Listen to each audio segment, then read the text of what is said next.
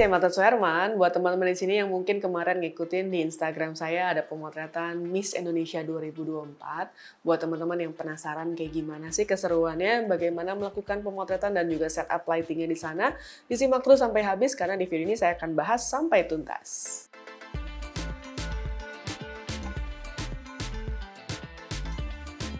Nah, sebelum masuk ke pembahasan kali ini, saya ingin mengucapkan makasih banyak buat teman-teman yang selalu support channel ini, buat teman-teman yang sudah subscribe, dan buat teman-teman di sini yang mungkin baru aja ketemu channel ini, jangan lupa di subscribe, karena setiap minggunya saya membahas tentang videografi, fotografi, dan segala macam tentang industri kreatif.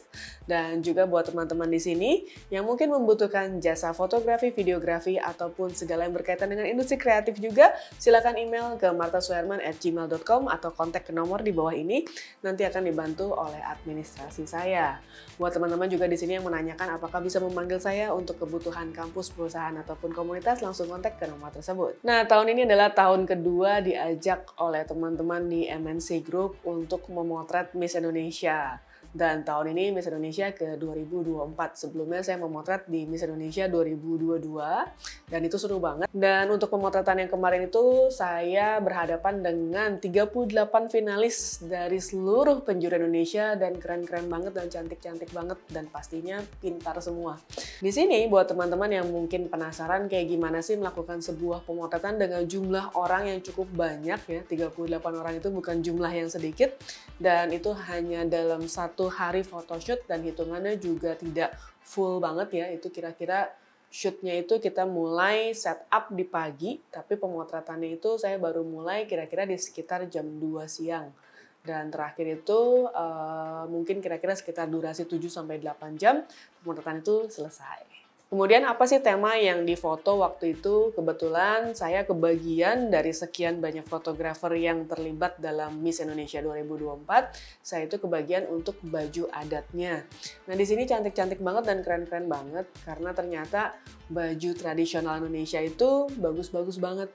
Ya, kalau mungkin biasanya kita ngelihat yang basic gitu ya, yang biasa aja mungkin cuma kebaya.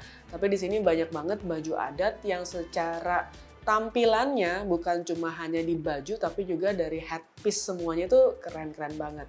Nah, di sini ada beberapa setup dari lampu dan juga kamera yang harus kita pikirkan supaya output dari foto yang kita buat itu lebih maksimal. Nah, di sini waktu saya melakukan pemotretan itu saya bawa kamera saya Nikon Z9 ya. Dan pastinya karena jumlah orangnya banyak dan biasanya setahu saya untuk pemotretan seperti ini pasti kita butuh perspektif yang sama ya. Dan di sini saya menggunakan satu buah tripod. Tripod ini supaya mempermudah saya pada saat membuat sebuah layout, kemudian juga angle dari pemotretan itu setiap modelnya memiliki angle yang sama. Karena ketika misalnya mereka ada kebutuhan untuk melakukan sebuah komposit ya, digunting tempel kemudian disejajarkan misalnya. Nah, itu akan lebih mudah karena secara angle semua tetap sama gitu ya. Tapi apa sih kesulitannya? Ada beberapa angle yang memang sedikit sulit seperti baju-baju yang dari Kalimantan. Mereka memiliki headpiece yang cukup tinggi ya. Ketika headpiece ini cukup tinggi, artinya juga dari segi lighting kita juga harus melakukan adjustment. Nah, di sini untuk settingan lampunya kayak gimana sih ya? Kalau kamera kan pasti kita taruh di atas tripod, kemudian settingan basic untuk pemotretan dengan lampu studio itu biasanya kita menggunakan shutter speed di sekitar 1/125 detik. Kemudian saya kemarin menggunakan f-nya itu atau aperture-nya itu di sekitar f11. ISO-nya sendiri biasa kita menyesuaikan, biasanya serendah mungkin karena kita menggunakan artificial light. Jadi biasanya saya menggunakan sekitar 100 sampai 200. Dan di sini ada beberapa hal yang harus diperhatikan ya pada saat kita memotret model. Model itu pastinya memiliki skin tone yang berbeda-beda. Itu berpengaruh banget sama settingan kamera kamu. Jadi di sini kalau misalkan ada teman-teman yang kulitnya sangat putih ya, biasanya cenderung akan lebih gampang overexposure. Dan misalkan settingan ini dipakai untuk teman-teman yang kulitnya mungkin lebih coklat atau lebih sedikit gelap gitu ya. Nah, ini pasti akan berbeda. Jadi biasanya harus ada adjustment sedikit di sini. Dan ini memang normal, sama halnya juga buat teman-teman di sini yang kalau memotret, misalkan talent kalian menggunakan baju yang berwarna lebih gelap gitu ya, otomatis teman-teman harus melakukan adjustment. Ya, biasanya adjustment yang saya lakukan itu bisa di ISO atau bisa juga di aperture. Karena kalau kita menggunakan settingan studio biasanya shutter speed itu tidak berpengaruh begitu banyak ya.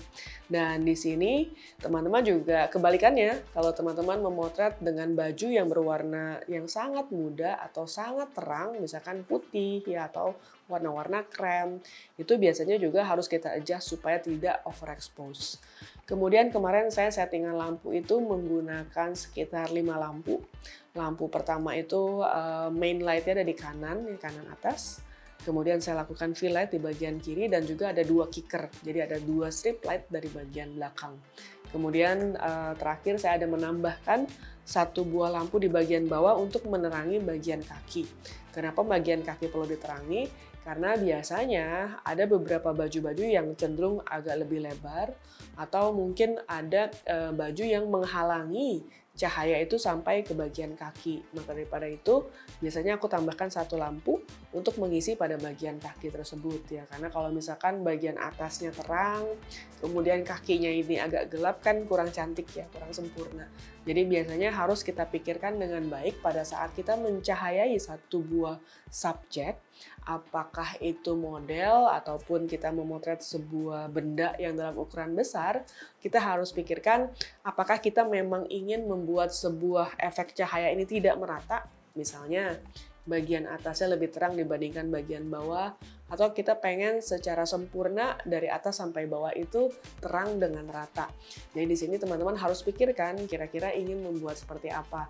Dan kebetulan dalam konsep yang kali ini pemotretanku untuk Miss Indonesia, aku pengen semuanya memang rata. Jadi bagian tangan dan juga bagian kaki memiliki warna yang sama.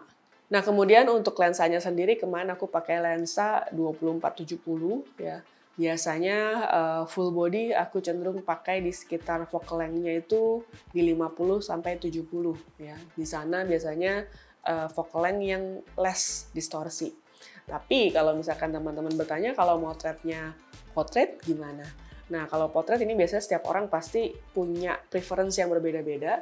Kebetulan aku sukanya di lensa 85 dan juga 105. Dan buat teman-teman di sini yang mungkin penasaran tentang gimana sih caranya memotret sebuah foto potret atau yang lebih ke beauty shot. Nah, teman-teman mungkin bisa cek di video saya di bawah ini juga pembahasan-pembahasan mengenai foto-foto untuk sebuah produk skincare, foto-foto beauty gitu ya. Supaya teman-teman bisa membedakan bagaimana memotret satu orang dengan kondisi full body dari ujung kepala sampai ujung kaki, atau teman-teman hanya berfokus pada bagian wajah saja. Nah kemudian bagaimana dengan backdropnya? Nah kemarin aku tuh kebetulan nggak bawa backdrop dan di sana memang sudah disiapkan bentuknya bukan backdrop yang berbentuk kain ataupun berbentuk kertas. Di sana kebetulan memang sudah ada tersetting di sana dalam bentuknya seperti triplek yang di warna putih gitu ya. Jadi dia sudah bikin seperti huruf L. Jadi ada sudutnya dari bagian atas ke bawah itu seperti huruf L persis. Berbeda dengan kalau teman-teman mungkin tahu istilah limbo ya.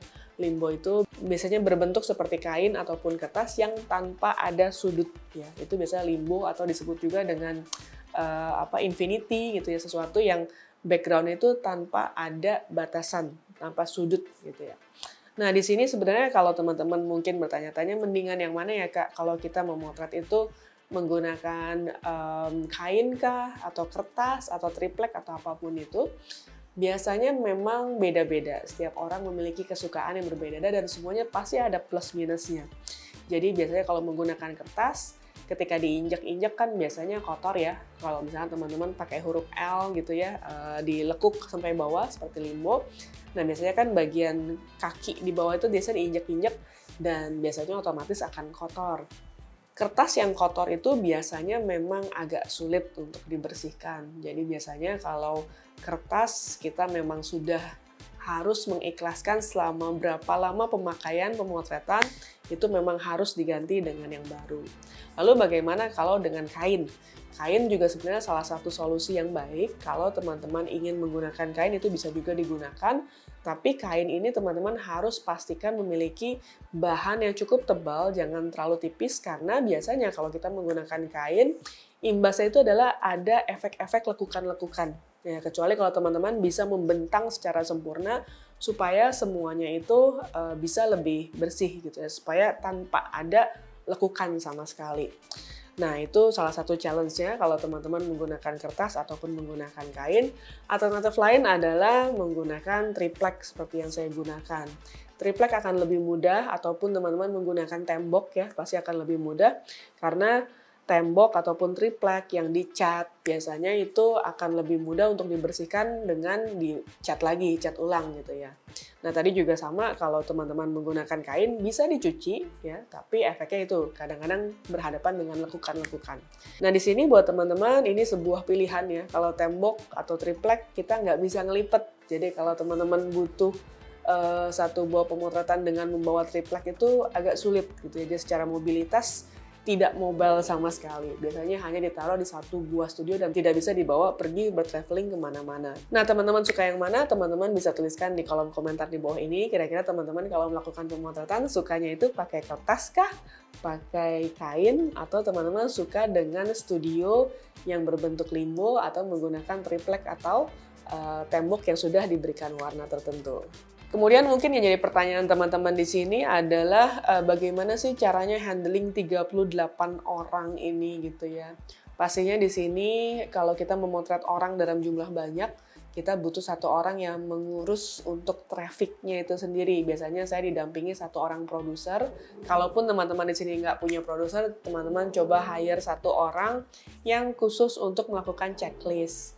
Nah, di sini checklist ini gunanya buat apa sih? Supaya teman-teman tahu setiap talent ataupun model yang kita foto itu sudah masuk dalam photoshoot kita atau belum. Karena kadang-kadang kan suka kelupaan ya. Oh, ternyata si model A ini kelewatan gitu. Nah, itu mungkin saja terjadi. Nah, di sini makanya andil seorang produser ataupun seorang yang mengurus traffic pada saat pemotretan itu menjadi satu hal yang sangat penting. Karena fotografi itu biasanya tidak bisa dijalankan seorang diri ya. Kalau teman-teman di sini mungkin berpikiran bahwa pengen jadi fotografer semuanya pengen handle sendiri ya bisa sih, tapi kan nggak fokus gitu jadinya. Jadi teman-teman harus motret juga iya, teman-teman harus setting lampu juga iya, teman-teman negosiasi dengan kliennya juga harus sendiri juga. Lalu beli makan siang juga mungkin harus melakukannya sendiri. Jadi sangat banyak detail-detail yang mungkin mengganggu fokus kamu untuk melakukan pemotretan itu sendiri. Jadi biasanya seorang fotografer itu memang fokus pada pengambilan gambar dan juga biasa dibantu oleh satu orang asisten lighting atau gaffer yang biasanya kita bisa berdiskusi kira-kira cahayanya mau seperti apa ya, cahaya atau kita sebut juga sebagai lighting treatment. Kita mau treatnya seperti apa, moodnya mau gelap kah atau mau terang banget atau mau ada highlightnya. Nah, itu biasanya diskusi dengan gaffer dan juga satu orang yang membantu kita untuk trafficnya itu sendiri.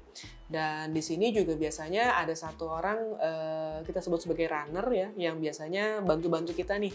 Jadi misalnya teman-teman di sini butuh kabel roll atau tiba-tiba teman-teman membutuhkan lakban gitu ya, atau tiba-tiba baterainya habis. Nah, teman-teman harus ada satu orang yang kerjaannya itu berputar gitu ya, atau bisa disuruh kemana-mana supaya profesi kamu sebagai fotografer itu dibantu oleh mereka. Jadi kamu nggak harus kayak, oh lakbannya habis nih, udah saya ke warung dulu deh, saya tinggalin photoshootnya, kan nggak mungkin kayak gitu juga. Jadi banyak hal-hal yang harus dipikirkan di sana, bagaimana mengatur trafficnya supaya tidak ada penumpukan. Dan biasanya ini juga terjadi pada saat teman-teman melakukan sebuah photoshoot untuk direksi. Jadi kalau teman-teman memotret untuk BOD atau BOC, sebuah perusahaan, nah biasanya kan Bapak Direksi atau Bapak Komisaris ini kan biasanya nggak mau nunggu kelamaan. Mereka punya meeting lagi, mereka harus pergi kemana lagi. Dan ini harus benar-benar diatur bagaimana flow-nya, keluar masuknya dari talent-talent yang akan kita foto. Jadi itu penting banget, bukan cuma sekedar menghasilkan sebuah output yang baik, tapi juga proses pemotretannya itu menjadi satu kunci kalau teman-teman ingin dipanggil lagi untuk pemotretan berikutnya. Nah, demikian mungkin tips yang bisa saya share buat teman-teman sekalian di sini. Dan buat teman-teman yang mungkin ada pertanyaan atau ada foto yang ingin saya bedah, silahkan email ke martasuherman@gmail.com. Siapa tahu foto atau email kamu yang akan saya bedah di video saya berikutnya.